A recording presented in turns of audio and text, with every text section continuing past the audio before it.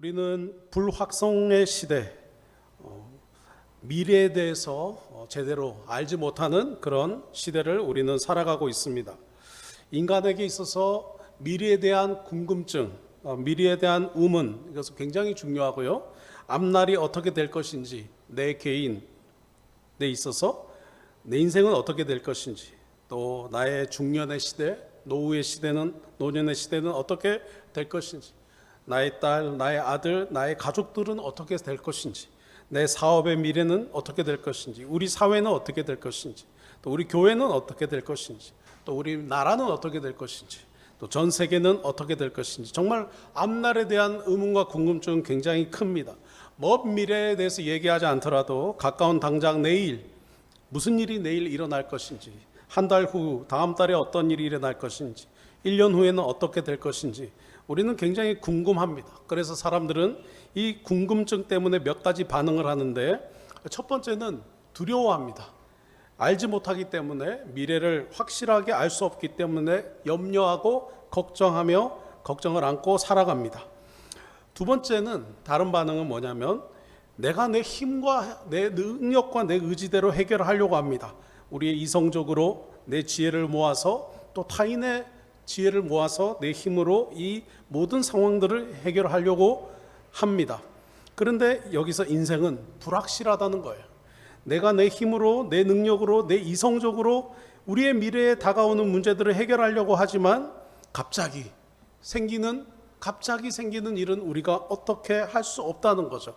코로나도 오고, 갑자기 약속을 타인이 어기기도 하고, 갑자기 내가 실수하기도 하고, 갑자기 건강을 잃어버리기도 하고, 갑자기 사고도 나고, 갑자기 계약이 해지되기도 하고, 갑자기 계획이 틀어지기도 하고, 이렇게 갑자기 일어나는 일들은 우리의 이성적으로, 우리의 판단으로, 우리의 지혜로 바로바로 해결하기가 어려워지는, 그래서 우리의 미래는 불안한 인생을 살기도 합니다. 그래서 우리는 어딘가 의지하고 살고 싶어지고 자연스럽게 뭔가를 믿고 살게 됩니다. 그래서 어떤 분들은 자기 자신을 믿고, 어떤 분들은 아예 아무것도 안 믿겠다라는 것을 믿고, 그리고 어떤 분들은 종교를 가지고 이렇게 살아가게 됩니다. 오늘 사무엘서에는, 우리가 읽었던 본문 사무엘서에는 두 사람이 나와요. 사울과 다윗입니다. 사무엘서는 다윗과 사울의 스토리가 이야기가 쭉 나오는데, 둘 다 이스라엘의 왕입니다. 사울은 외모로 보면 예를 들어서 178, 180에 몸무게 한 90 정도 되는 건장한 근육맨의 남자가 이 사울입니다. 또 다윗은 반대로 키 160 정도의 몸무게 한 55kg 정도 되는 좀 작은 체구를 가진 사람이 바로 이 다윗입니다. 그런데 공통적으로 보면 둘 다 공통점이 있었는데, 그것은 둘 다 실수하는 사람이더라 하는 거예요. 그것은 둘 다 실수하는 사람이더라. 왕이라고 해도 실수하는 그런 왕들이었는데, 근데 차이점이 있었어요. 그분들의 삶의 결론에서는, 삶의 마지막에서는 전혀 다른 결론을 얻었는데, 사울은 자기 민족 이스라엘을 패배하게 만들고, 사울은 자기 가족도 잃고 자기 생명도 전장에서 비참하게 블레셋에게 칼에 찔려 죽게 됩니다. 이것이 사울의 인생이고요. 다윗은 위대한 왕으로, 이스라엘의 위대한 왕으로 인생을 마감하게 되고, 다윗 성도 건축하게 되고, 자기 아들 솔로몬을 통해서 예루살렘 성전도 짓게 되고, 무엇보다도 다윗을 통해서 예수님께서 다윗의 가문에 태어나시는 놀라운 가문의 축복 또한 얻게 된 것이 다윗이었습니다. 둘 다 실수한다라는 공통점을 가졌던 왕이었는데, 왜 결론은 다르게 인생이 마감되게 됐을까요? 사울과 다윗 왕은 이스라엘의 왕입니다. 그런데 여기서 우리는 질문하죠. 진짜 다윗이 왕이냐? 진짜 사울이 이스라엘 왕이야? 아니죠. 진짜 왕은 누구십니까? 여호와 하나님이시잖아요. 여호와 하나님. 그래서 저는 오늘 우리 설교의 제목을 새 왕 이야기라고 지었습니다. 사무엘서에는 새 왕의 이야기가 나와요. 인간의 왕으로서 실수가 많았던, 공통점을 가졌던 사울, 그리고 다윗, 심지어는 간통죄를 저지르면서 그 아내의 남편인 우리아를 죽이기까지 했던 이 다윗, 그러나 사울은 하나님 앞에 정말 많은 실수를 했어요. 사울도. 그런데 둘 다 실수라는 공통점을 가졌던 이 두 사람의 인생의 마지막은 왜 한 사람은 비참하게 인생을 끝내고 한 사람은 놀랍게 위대한 왕으로서 끝내게 되었을까요? 이것은 우리는 너무 궁금한 거예요. 그리고 이 사무엘서의 사울 왕과 다윗 왕, 이 둘을 바라보시는 이 온 땅에 참된 왕이신 여호와 하나님, 그리고 그분의 하나님의 마음, 이것이 무엇인지 오늘 본문을 살펴보면서 우리 함께 보기를 원합니다. 먼저 이 사무엘서가 시작하는 시대에는 말씀이 희귀한 시대였다. 말씀이 희귀한 시대는 뭐냐면 사람들이 하나님을 안다고 하지만 정말 알지 못하는 시대, 하나님의 뜻을 안다고 하지만 정말 하나님의 뜻이 무엇인지 잘 분별하지 못하는 시대였다라는 거예요. 사무엘상 3장 1절입니다. 2절 우리 한번 읽을게요. 시작. 아이 사무엘이 엘리 앞에서 여호와를 섬길 때에는 여호와의 말씀이 희귀하여 이상이 흔히 보이지 않았더라. 엘리의 눈이 점점 어두워 가서 잘 보지 못하는 그때에 그가 자기 처소에 누웠고, 자, 이 당시 제사장의 이름은 엘리입니다. 이 엘리인데 엘리가 점점 어두워서 잘 보지 못하는 그때, 영적 어두움이죠. 이 당시의 목회자라고 하는 제사장이라고 하는 엘리가 영적인 어두움 때문에 하나님의 뜻이 무엇인지 잘 분별하지 못하던 시대였습니다. 그 다음 보면 사울이 이제 왕이 돼요. 이 사무엘을 통해서 사울이 기름 부음 받고 왕이 됩니다. 사무엘상 15장 1절입니다. 시작. 사무엘이 사울에게 이르되 여호와께서 나를 보내어 왕에게 기름을 부어 그의 백성 이스라엘 위에 왕으로 삼으셨은즉 이제 왕은 여호와의 말씀을 들으소서. 자, 엘리 제사장이 죽고 선지자 사무엘이 이제 선지자의 역할을 하면서 사울에게 기름 붓습니다. 네, 우리 중이 영어 이름도 사무엘인가요? 네, 그렇죠. 한나의 기도. 정말 불임을 하던 한나, 그러나 하나님의 기적으로 아들을 주셨는데 그 아들이 사무엘이죠. 그래서 사무엘서는 이렇게 L자 두 개로 보면 돼요. 하나는 뭐냐면 첫 번째 시작하는 L자는 하나님의 기적으로 시작하는데 한나에게 모태를 열어서 자녀를 주신 하나님의 기적. 그리고 이 마지막의 기적은 뭐냐면 다윗이라는 정말 용서받을 수 없는 큰 죄를 지었지만 하나님 앞에 내 마음에 합한 자라고 칭찬받으면서 이 하나님 앞에 쓰임받는 이 두 사람의 기적으로 이 사무엘서가 시작이 돼요. 사무엘과 다윗 시작되고 마치게 돼요. 그런데 이 사무엘이 이제 사울에게 왕으로 기름을 붓습니다. 자, 사무엘이 그런데 죽게 됩니다. 자, 25장 1절입니다. 시작. 사무엘이 죽음에 온 이스라엘 무리가 모여 그를 두고 슬피 울며 라마 그의 집에서 그를 장사한지라. 다윗이 일어나 바람 광야로 내려가니라. 자, 사무엘이 선지자 역할을 굉장히 잘했습니다. 그리고 그는 사울 왕을 왕으로 세우고, 그리고 그는 어떻게 일을 진행하느냐, 하나님의 말씀을 들으며 사무엘은 하나님 앞에서 한 번도 하나님의 마음을 허튼 적 없고 사무엘같이 하나님 앞에 신실하게 쓰임받았던 사람은 없었어요. 그런데 이 사무엘이, 위대한 선지자의 사무엘이 죽어요. 그런데 우리가 보면 이제 사무엘이 죽었지만 이스라엘의 걱정이 없어야 되죠. 그건 왜냐하면 사울이라는 왕이 있기 때문입니다. 근데 이 사울이란 왕은 한 번도 하나님의 음성, 하나님의 뜻을 구하려고 하나님 앞에 나간 적이 없던 왕이었어요. 사울은 한 번도 하나님의 뜻을 구하려고 나가지 않았던 왕. 그럼 평생 어떻게 왕 노릇을 했을까? 사람에게 늘 물어봤습니다. 사무엘 선지자가 있을 때는 사무엘 선지자를 의지하고 사무엘만 의지했어요. 때로는 사무엘이 그가 하나님의 뜻 가운데서 제사에 늦게 도착하자 사울은 조바심에서 어떻게 해야 될지 모르고 자기가 선지자가 해야 되는 제사를 자기가 그냥 인도하게 되는 그런 안타까운 일까지 사울이 저지르게 됩니다. 그러면서 사무엘이 죽고 난 이후에 다른 마이크 볼륨을 다 끄시면 돼요. 사무엘이 죽고 난 이후에 사울은 이제 쉽게 말하면 멘붕이 온 거예요. 그래서 그가 어떤 일을 하느냐면 사람에게 물어봐야 되잖아요. 하나님께 물어봐야 되는데 사람에게 묻기 시작해요. 그래서 어떻게 찾아가게 되냐면, 누구를 찾느냐면 무당을 찾아갑니다. 여러분, 이게 우리가 정말 말이 안 되는 거죠.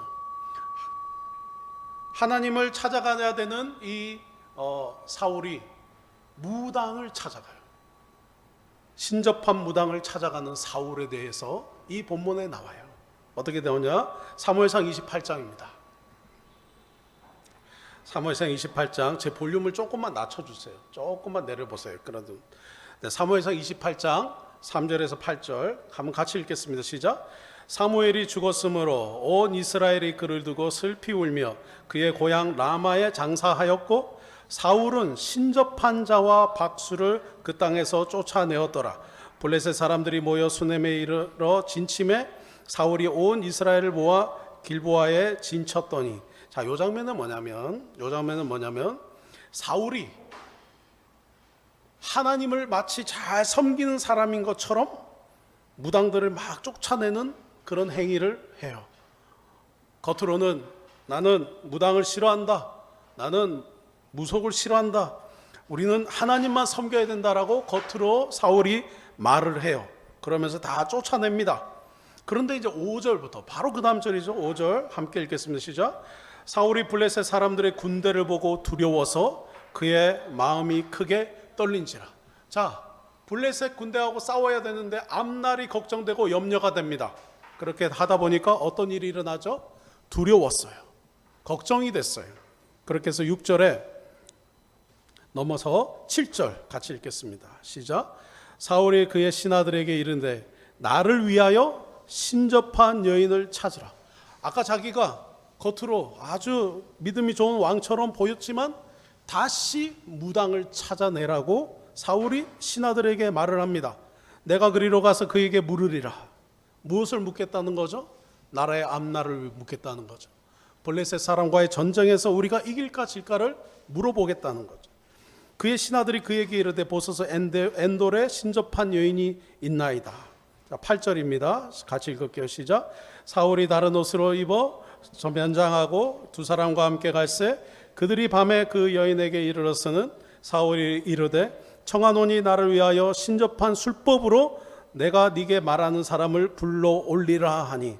자, 사울이 왕인 것을 들키면 안 되잖아요. 그래서 자기가 이 무당을 찾아가는 것을 들키지 않도록, 사람들에게 눈에 띄지 않도록 옷을 변장하라고 입습니다. 그리고는 그 무당을 찾아갑니다. 그리고 만났습니다. 그리고는 무당에게 내가 원하는 죽은 사람을 신내림을 해라, 불러올려라, 그렇게 말합니다. 11절입니다. 시작. 여인이 이르되 내가 누구를 네게로 불러올리랴 하니 사울이 이르되 사무엘을 불러올리라 하는지라. 사울은 자기가 하나님의 뜻을 알지 못해요. 자기가 평생 하나님과 동행하고 살지 않았어요. 하나님이 누군지 몰랐어요. 그래서 사울은 자기 스스로는 뭔가를 하지 못해요. 그러다 보니까 결국은 여인에게 찾아와서 죽은 사무엘의 귀신을 불러오라, 그렇게 얘기를 하는 겁니다. 12절입니다. 시작. 여인이 사무엘을 보고 큰 소리로 외치며 사울에게 말하여 이르되 당신이 어찌하여 나를 속이셨나이까? 당신이 사울이시니이다. 13절.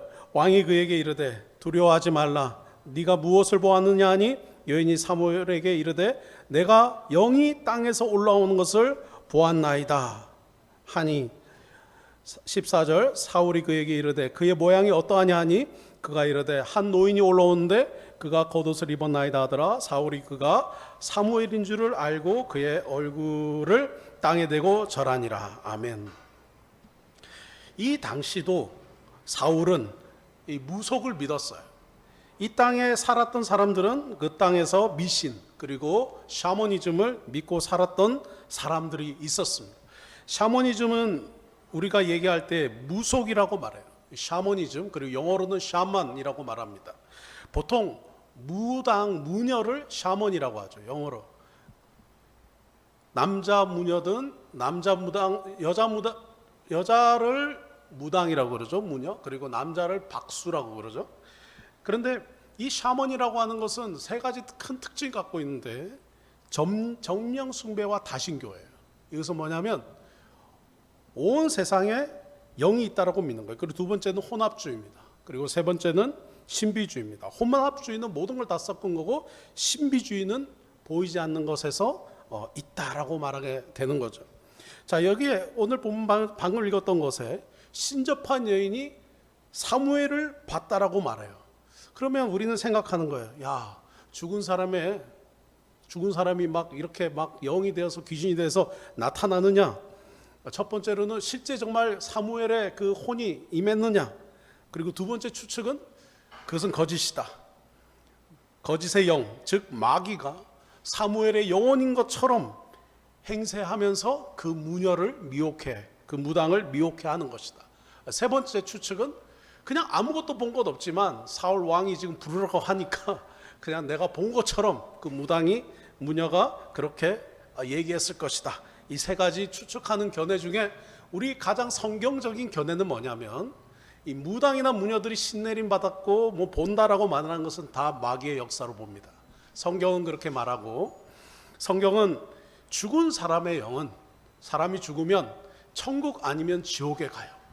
그리고 그들은 부자와 거지 나사로는 천국, 부자는 지옥에 갔죠. 그들은 이 세상을 볼 수 있었어요. 그러나 이 세상 사람들에게 말할 수도, 그리고 천국과 지옥을 오갈 수도, 그리고 이 세상에 오갈 수도 없어요. 그것은 성경은 분명히 보이긴 하지만 오갈 수 없다라고 분명히 말해요. 그래서 우리는 이 일에 대해서 성경적인 견해는 실제 사무엘의 영혼이 온 게 아니라 사무엘을 가장한 마귀의 역사로 보고, 오늘날 샤머니즘, 오늘날 무당들이 귀신을 불렀다, 죽은 귀신을 불렀다, 죽은 사람 불렀다 하는 모든 것도 우리는 마귀의 역사로 봅니다. 사람들이 두려워할 때 의지하고 싶은 게 있어요. 그것은 뭐냐면 뭔가 의지하고 싶고 믿고 싶은 거죠. 그래서 이 샤머니즘은 원시 종교예요. 그러니까 이 땅에 어떤 교리, 도그마라고 하는 교리가 형성되기 전부터 사람들 마음에서 그냥 생겨난 거예요. 그래서 지금도 모든 나라에 있고, 이 필리핀에도 아주 뿌리 깊게 있습니다. 이 샤머니즘은 인간의 역사가 시작된 이후로 이 샤먼이라는 용어는 사용되게 되었습니다. 우리가 뭐 알다시피 원시인들, 뭐 구석기 시대, 신석기 시대 이미 샤먼들이 있었어요. 그래서 치료를 위해서 뭐 이렇게 샤먼들이 그런 역할들을 해왔죠. 한국의 샤머니즘의 역사도 오래되었습니다. 그리고 한국의 샤머니즘의 역사는 원시 사회 때부터도 지금 현대 사회까지 지배적으로 한국 사회 가운데 뿌리 깊게 내려져 있고, 많은 사람들이 근본적인 마음 깊이에 이 샤머니즘이 배어 있습니다. 이 샤머니즘 무교라고 하는 것은 영어로 샤먼이라고 하고요. 여기서 무자라고 하는 거 있죠. 무당, 무교, 무속할 때 이 무자는 추상적인 실체를 의미하는 거예요. 그냥 보이지 않아요. 그래서 이분들은 어떻게 말하냐면은 하늘의 선이 쭉 있어요. 이것이 무예요. 하늘의 선이 하나 있고, 그리고 땅의 선이 하나 있어요. 이것이 우리가 사는 자연세계, 세상이다, 인간세계다고 말해요. 그리고 이 가운데를 이렇게 오르락내리락 하는 게 있는데 바로 무당이라고 말해요. 그래서 하늘과 땅을 오르락내리락 하는 존재, 이 매개체를 무녀라고 말해요. 그래서 이 무녀는 형태 없는 것을 섬기고 죽은 영혼이 다시 이 땅에 내리도록 하는 그 역할을 하는 것이 이 무녀다라고 말할 수가 있겠습니다. 아까 이 무속과 샤먼 특징이 있는데, 점령 숭배적인 다신교. 그래서 그냥 다 믿어요. 다 믿어요. 그리고 모든 것에 다 정령, 영이 있다라고 믿어요. 그래서 불안포기 뭐 다 모든 게 다 있다고 믿어요. 모든 만물에 영혼이 있다라고 믿어요. 뭐 심지어 의자, 이런 컵, 뭐 차, 그 다음에 공기, 바람, 모든 것에 다 신이 있다라고 믿어요. 그래서 다신교예요.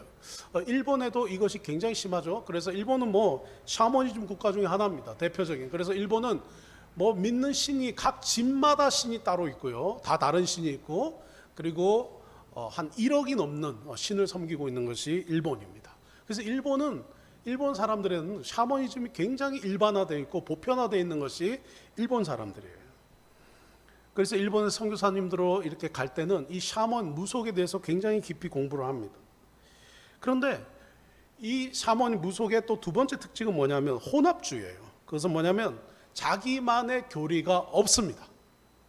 뭐 무속이니까 무슨 교리가 있겠습니까? 무슨 신학이 있겠어요? 왜냐하면 한 신을 섬기는 게 아니잖아요. 그러니까 신학이 없어요. 다 신교, 모든 것을 다 섬겨요. 그래서 자기만의 교리, 도구마가 없고 모든 것에 혼합하고 모든 종교에 기생하는 거예요. 그래서 불교에도, 그리고 유교도, 심지어는 천주교도, 심지어는 기독교 교리도 이 갖고 와서 자의적으로 해석하고 혼합하는 것이 바로 이 무속의 특징이라고 할 수 있고요. 그리고 이 샤먼 무속은 종교가 아닌 신비주의입니다. 그래서 정리하면 샤머니즘은 모든 물건, 생명이 있든 없든 다 모든 물건에는 선과 악이 작용되는 무슨 영혼이 있다라고 정령적인 그런 믿음을 가지고 있어요. 그리고 샤머니즘의 한국의 명칭은 뭐냐? 무교라고 해요. 그래서 종교란에 사람들이 정말 나는 아무 종교가 없어 그래서 무교 적으면 그것이 샤먼으로 해석되기도 합니다. 그래서 그냥 정말 종교란에 적을 때도 이제는 정말 조심해서 적어야 돼요. 왜냐하면 이분들이 굉장히 머리가 좋으신 것 같아요. 무교라고 얘기를 해요. 그래서 그 종교란에 적을 때도 그냥 일반적으로 나는 정말 아무것도 안 믿는다 해도 무교라고 적으면 마치 그것이 샤머니즘을 믿는 것처럼 보일 수도 있다라는 겁니다. 이 무당에 특별히 이 무당, 이 무녀들이 두 가지 타입이 있는데요. 뭐 간단합니다. 하나는 전문적이고 직업적이고 하나는 그냥 가족 샤먼입니다. 전문적인 샤먼은 이 샤먼 무당이라고 하는 사람들은 종교적인 의식, 쉽게 말하면 구슬해서 춤도 추고 노래도 하고 하면서 구슬하게 훈련되어 있고 그 행위를 통해서 죽은 신을 불러오는 것처럼 이야기하기도 합니다. 그리고 그 가정의 샤먼은 그냥 똑같은 어떤 그 영적인 능력이 있는지 모르겠지만 밖에서 하지 않고 집 안에서만 구슬하는, 집 안에서만 있는 거를 또 무녀라고 해요. 무녀는 여자 샤먼이고 박수는 남자 샤먼입니다. 그리고 판수라고 해가지고 장인들이 있는데 눈먼 예언자들이 있다고 합니다. 여러분 오늘 모르는 것까지 많이 아셨던 것 같아요. 자, 그래서 특히 이 사람들이 하는 것 중에 가장 중요한 행위가 하나 있는데 굿이에요. 이 굿은 왜 하느냐? 아까 사무엘이 불러오는 것처럼 죽은 귀신을 불러오는 거예요. 죽은 영을 불러오는 겁니다. 그래서 이 죽은 신을 불러오기 위해서는 이 죽은 귀신이 즐겁게 해줘야 돼요. 기쁘게 해줘야 돼요. 그래서 막 춤을 추는 거예요. 막 뛰고 춤을 추고 돈을 내고 이런 행위들을 통해서 불러내는 거예요. 다시 한 번 더 정리를 하면 무당이 이렇게 구슬할 때 엑스타시, 황홀경에 빠지고 신비주의에 빠져요. 그러면서 이야기를 하죠. 그래서 우리는 이 부분에 있어서 짧게 한번 제가 이 시간에 언급을 했는데요. 정말 우리는 정말 이 하나님 앞에서 이런 무속과 샤머니즘, 이 무당 그리고 샤먼이라고 하는 이 일들의 결과가 어떻게 되는지 성경 분명히 나타내요. 네 번째로 보면요, 이스라엘이 패배합니다. 그리고 블레셋이 승리합니다. 그리고 사울은 죽게 됩니다. 샤먼, 무당을 찾았던 왕인 사울은 죽게 돼요. 어떤 일이 일어나냐면 사무엘상 31절입니다. 1절부터 6절까지 우리 한번 읽겠습니다. 시작. 블레셋 사람들이 이스라엘을 침해 이스라엘 사람들이 블레셋 사람들 앞에서 도망하여 길보아 산에서 엎드려져 죽으니라. 블레셋 사람들이 사울과 그의 아들들을 추격하여 사울의 아들 요나단과 아비나답과 말기수아를 죽이니라.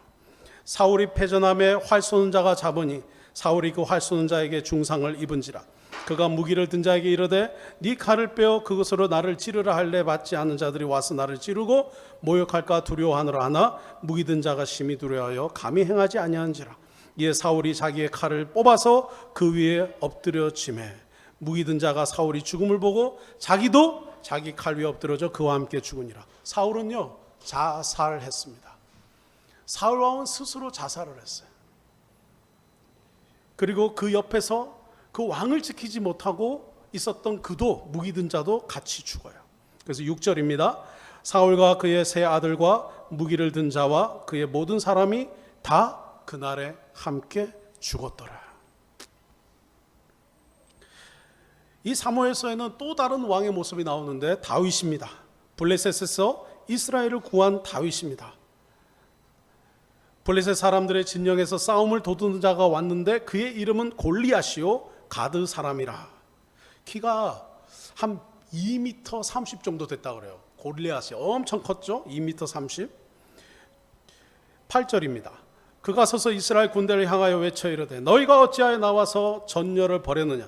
나는 블레셋 사람이 아니며 너희는 사울의 신복이 아니냐. 너희는 한 사람을 택하여 내게로 내려 보내라.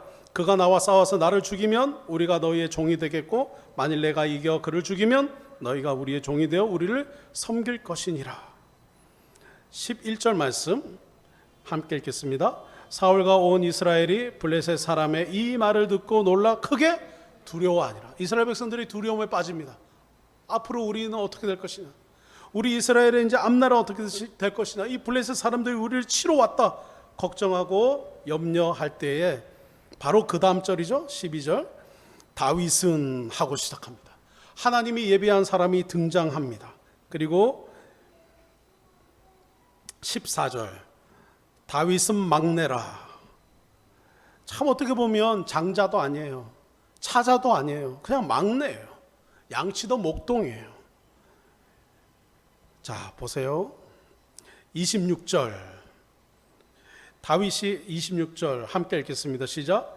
다윗이 곁에 서 있는 사람들에게 말하여 이르되 이 블레셋 사람을 죽여 이스라엘의 치욕을 제거하는 사람들에게는 어떠한 대우를 하겠느냐. 이 할례 받지 않은 블레셋 사람이 누구이기에 살아계신 하나님의 군대를 모욕하겠느냐. 다윗이 분노에 차서 얘기하는 거죠. 블레셋 사람들이 골리앗이 이스라엘 백성들에게 너희 한 명 골라서 나와 싸워서 그 사람이 이기면 이스라엘이 이기고 그 사람이 지면 블레셋이 이긴 걸로 하자 하니까 굉장히 분노하면서 거룩한 분노를 하면서 다윗이 나타납니다. 그러면서 다윗이 내가 나가서 싸우겠습니다라고 얘기를 하자 사울 왕이 말려요.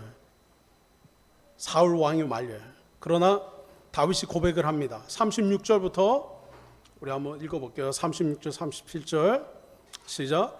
주의 종이 사자와 곰도 쳤은즉 살아계시는 하나님의 군대를 모욕한 이 할례 받지 않은 블레셋 사람이리이까 그가 그 짐승의 하나와 같이 되리이다.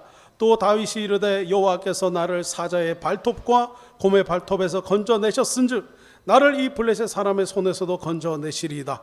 사울이 다윗에게 이르되 가라 여호와께서 너와 함께 계시기를 원하노라. 45절 46절 시작. 다윗이 블레셋 사람에게 이르되 너는 칼과 창과 단창으로 내게 나아오거니와 나는 만군의 여호와의 이름 곧 네가 모욕하는 이스라엘 군대의 하나님의 이름으로 네게 나아가니라. 오늘 여호와께서 너를 내 손에 넘기시리니 내가 너를 쳐서 네 목을 베고 블레셋 군대의 시체를 오늘 공중의 새와 땅의 들짐승에 주어 온 땅으로 이스라엘의 하나님이 계신 줄 알게 하겠다. 성경의 표현에 보면 하나님께서 이런 표현을 많이 하세요. 사람들이 내가 여호와인 줄 알겠다.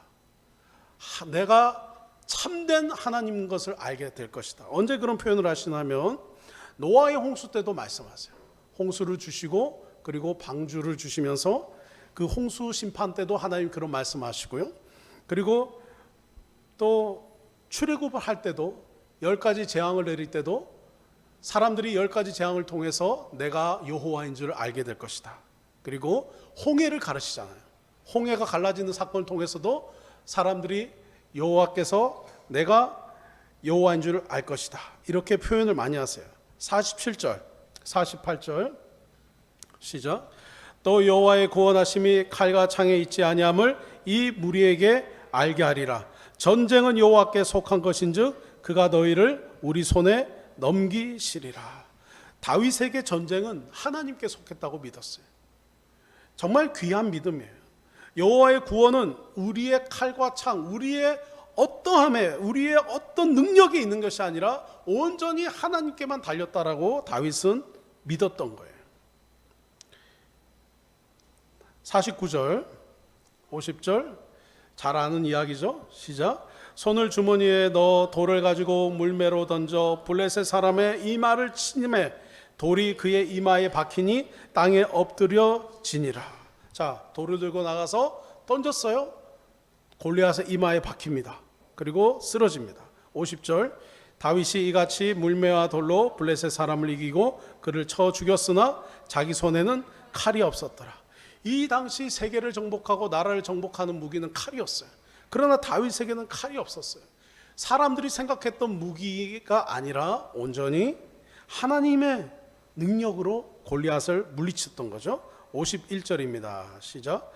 다윗이 달려가서 블레셋 사람을 밟고 그의 칼을 그 칼집에서 빼내어 그 칼로 그를 죽이고 그의 머리를 베니 블레셋 사람들이 자기 용사의 죽음을 보고 도망하는지라. 아멘. 여러분, 이 사무엘서에는 세 왕의 이야기가 나와요. 하나는 사울이에요. 겉으로 보면 키 180에 90kg, 건장한 근육맨, 아주 잘생긴 정말 멋진 남자의 모습, 왕의 모습이죠. 반대로 다윗은 키 160에 160 뭐 비하하는 건 아닌데요. 어쨌든 키가 작고 왜소한 사람. 그런데 이 다윗이 오히려 하나님 앞에 칭찬받았어요. 다윗이 실수가 없었습니까? 실수했죠. 다윗은 밧세바와 간음을 했습니다. 그 남편인 우리아를 살인까지 했습니다. 그런데 왜 하나님이 다윗을 쓰셨을까요? 둘 다 실수한 사람인데 왜 하나님이 한 사람은 내 마음에 합한 자라고 다윗에게 이런 얘기까지 하시고 한 사람은 그냥 버려진 인생을 살았을까요? 그것은 그 둘 차이는 둘 다 실수하는 연약한 인생이지만 한 사람은 하나님을 신뢰하지 않았어요. 그러나 한 사람은 실수하지만 하나님을 의지했다는 거예요. 여기에서 완전히 달라져요. 우리가 사울과 다윗 인생의 결론의 차이는 누구를 의지하는 사람이냐, 사람을 따르고 사람의 이야기를 듣고 사람에게 의지하는 사람이냐, 아니면 하나님을 의지하는 사람이냐. 내가 실수가 많고 연약해도 사람을 의지하는, 하나님을 의지하느냐, 아니면 사람을 의지하느냐. 오늘 말씀을 적용하면 여러분, 우리의 삶을 오늘 이 본문 말씀을 통해서 어떻게 우리 적용할 수 있을까요? 첫 번째로 따라합시다. 하나님만 의지하자. 하나님과 날마다 동행하자. 우리의 생활을 우선해 하나님을 두는 은혜가 있기를 주님으로 축원합니다. 하나님만 우선순위. 두 번째, 따라하겠습니다. 내 삶의 우상을 버리자. 내 삶의 미신을 버리자. 요즘 하도 세상이 혼란해서 나도 모르게 미신이나 무속이나 샤머니즘을 접하는 경우들이 있어요. 이런 것들을 주의하고 하나님보다 더 의지하게 되는 우상 버리는 은혜가 있기를 주님의 이름으로 축원합니다. 하나님의 마음에 합한 사람이 되어야 됩니다. 웨스터민스터 소요리 문답이 이렇게 얘기합니다. 제1대 제 첫 번째 질문은 이거예요. 같이 읽겠습니다. 시작. 인간의 제일 된 목적은 하나님을 영화롭게 그를 즐거워하는 것이다. 여러분, 우리가 기독교 신앙을 가진 사람들이 왜 무속과 샤머니에 대해서 비판합니까? 그분들은 다 신교예요. 그냥 다 모든 것 신이라고 믿어요. 그리고 왜 우리가 굿하는 행위들을 우리가 비판합니까? 귀신을 초청하는 일을 해요. 그리고 그 귀신을 초청하기 위해서 귀신을 즐겁게 하려고 꽹가리를 치고 춤을 추고 돈을 내고 복채를 내고 복비를 내고 구피를 내고 하는 일들을 해요. 오늘 이 웨스트민스터 소요리 문답에 인간의 제일 된 목적은 누구를 기쁘게 하는 겁니까? 하나님만 영화롭게 하는 겁니다. 그리고 하나님으로 감사하며 살아가는 인생이에요. 그래서 우리는 샤먼을, 기독교인들은 샤먼을, 사실은 샤먼은 원시 종교예요. 그들만의 교리나 도그마가 없기 때문에 종교라고 말할 수도 없어요.